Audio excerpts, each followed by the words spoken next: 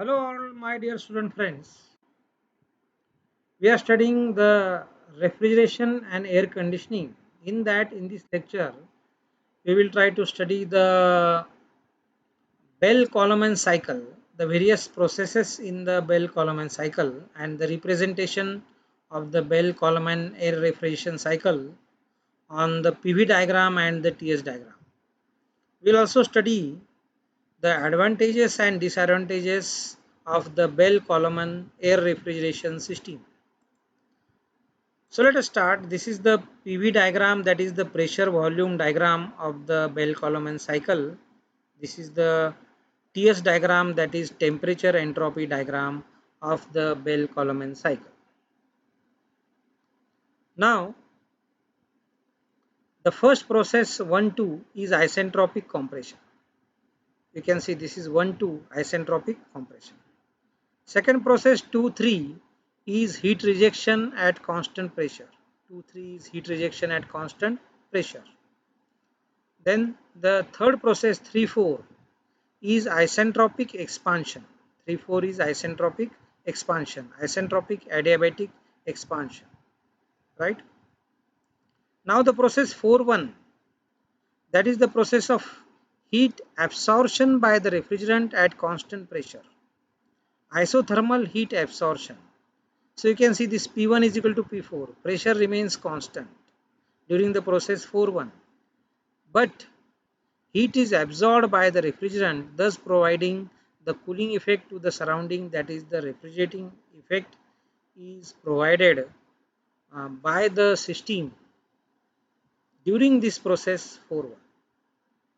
Now the COP of the refrigerator in terms of temperature, the COP is equal to heat absorbed divided by work done. So in terms of temperature it goes like this: COP is equal to T1 minus T4 divided by in bracket T2 minus T3 minus in bracket T1 minus T4.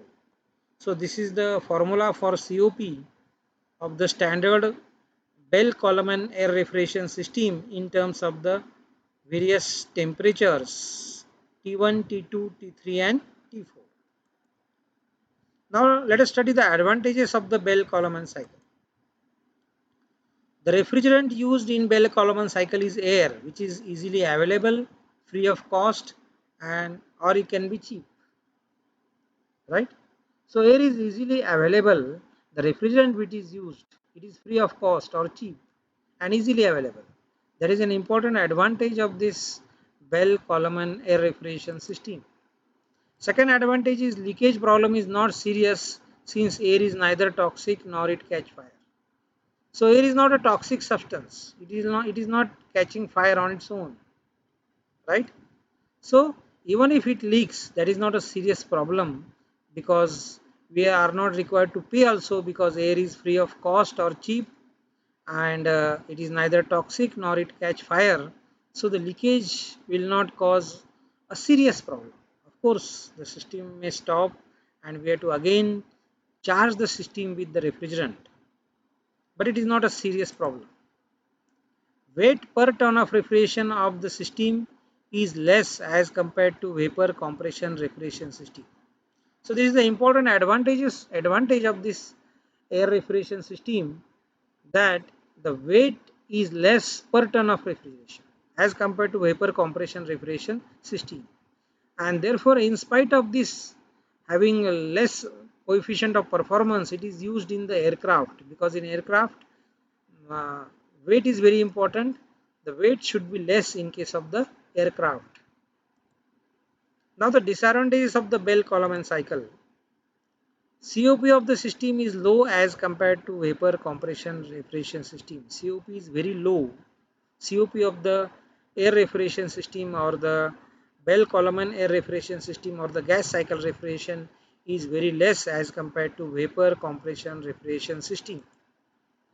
Now the space required is also large due to large volume or size of compressor and other equipment. Now since there is no change of phase, so there is a large change in temperature, and due to large change in temperature there is large change in volume also. So the volume of the compressor is large. The compression uh, ratio is large, not in terms of pressure but in terms of volume it is large.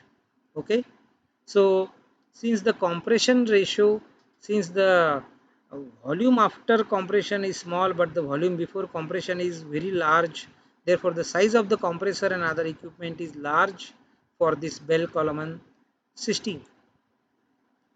Now air change in temperature takes place, large change in temperature of the air takes place since only sensible heat is used, right? So we are not using the latent heat. Therefore, there is large change in the temperature. Temperature changes a lot. Okay. In order to obtain the required refrigerating effect, there should be a lot of heat transfer at both the heat exchangers. And in order to accommodate this large heat transfer, there is a large change in temperature because there is no change in the phase, right? And therefore the extreme temperatures are present in this particular cycle. This is one of the disadvantage. Large quantity of refrigerant or air is required per ton of refrigeration as compared to vapor compression refrigeration system. So this is another disadvantage of the Bell-Coleman cycle, Bell-Coleman air refrigeration system. Thank you, my dear friends.